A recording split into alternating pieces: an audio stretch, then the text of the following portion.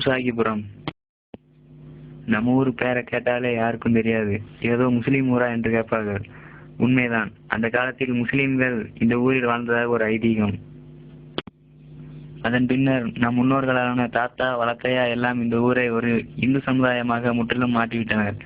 வருடா வருடம் திருவிழா மற்றும் கயிறு குத்துதல், ஆடு பலியிடுதல் போன்ற பழக்க வழக்கத்தை கடைபிடித்து வந்தனர். அந்த காலத்தில் அவர்கள் எல்லாம் வீர விளையாட்டுகளில் புகழ் பெற்று விளங்கினர்.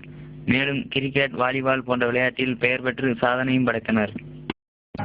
ஆனால் இடையில் இந்த விளையாட்டுகள் எல்லாம் அழியும் நிலையில் வந்தது. அப்போதுதான் ஒரு புதிய தலைமுறை நம் ஊரில் உருவாகியது. அவர்கள்தான் நமது இளைஞர் பட்டாளமான இந்த வீரர்கள்.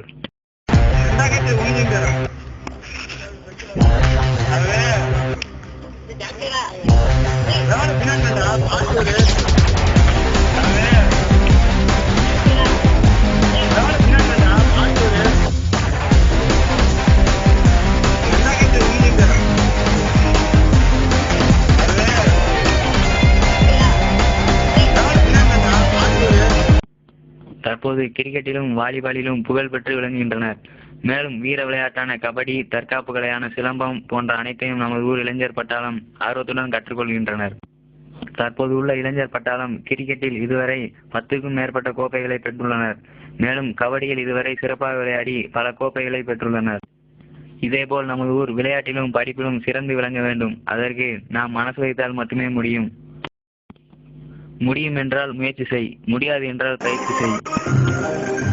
செல்லும் பாதை சரியாக இருக்கும்போது நெல்ல ஓடினாலும் வெற்றிதான். முடிந்தவரை நமது ஊருக்கு ஏதாவது நன்மை செய்ய வேண்டும். நமது ஊரின் பெருமையை மறக்கவும் கூடாது, மறைக்கப்படவும் கூடாது. ஒன்றுபட்டால் உண்டு வாழ்வு என்ற உணர்வு அனைவரிடத்திலும் புகுந்து நாம் ஒன்றுபட்டு நமது ஊரின் பெருமையை பாதுகாப்போம். Thank you for all. Thank you for all.